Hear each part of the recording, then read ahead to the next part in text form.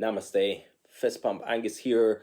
I was speaking to one of the members in the group and we had just a quick brief chat, didn't have a long time to chat over Messenger. And basically it was on one of the pictures that I had in my stress video, my picture on stress. I will upload it here and I'm just going to do a voiceover in this video, but I just want to give a little bit of preface to it.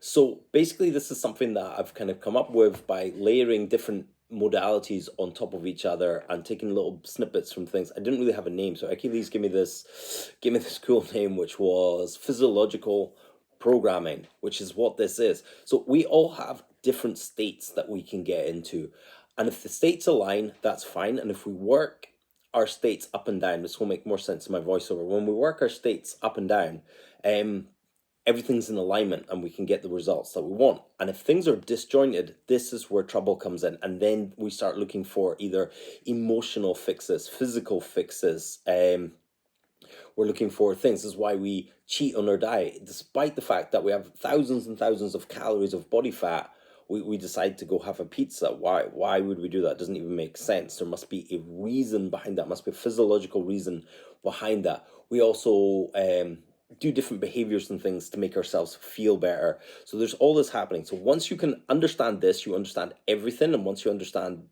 everything, it just means you can make decisions, plan ahead, and get the results you want. So without further ado, I'll put up a screenshot of this and kind of walk you through this. Let's go through this. This is physiological programming using various devices. So let's start from the top and work our way down to the bottom if you haven't seen any of my previous videos. So at the top here we have fuel source. Give a wee underline there. So that goes from fat to carbs. If you use a Lumen, you're going to be really familiar with this. Underneath this we have energy systems, which goes from aerobic to anaerobic. So aerobic means with oxygen, anaerobic means without oxygen. Underneath this we have CNS, that just stands for central nervous system. So we've got parasympathetic, which is rest and digest, moving all the way over to sympathetic, which is fight or flight. So that's CNS. Underneath this we have watts. Don't want you to get too hung up on the word watts. Watts is just a measurement of power output. So this could also just say power, from low to high. And underneath this, we have heart rate from resting to max. So all these systems all align. They should all be doing the same thing at the same time. And that is alignment. And that kind of gets you to where you want to be. So let's go through one of the very basic ones, which is sleep. So with sleep, we will be here at resting heart rate. So our heart rate will be at the lowest it will be in any 24-hour period during sleep. So we have resting heart rate.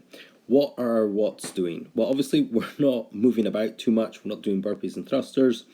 Our watts output is going to be low. And what's our central nervous system doing? Well, we should be in rest and digest. Sleep is the most restful activity we can do, so we should be here. Which energy system are we using? Well, we're using mainly aerobic energy system. Well, we're using 1000% aerobic energy system, not just mainly.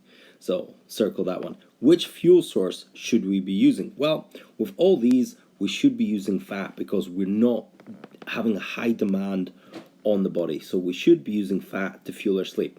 The brain, however, uses predominantly glucose. So this is why the honey trick of having a teaspoon or tablespoon of honey before bed works, because honey is about 60% fructose, and fructose goes straight to the liver to be metabolized by the liver, and the liver has a direct supply to the brain. So your muscles aren't competing for the carbohydrates, your brain gets a fuel source, your muscles don't use fructose, your brain does, or your brain can.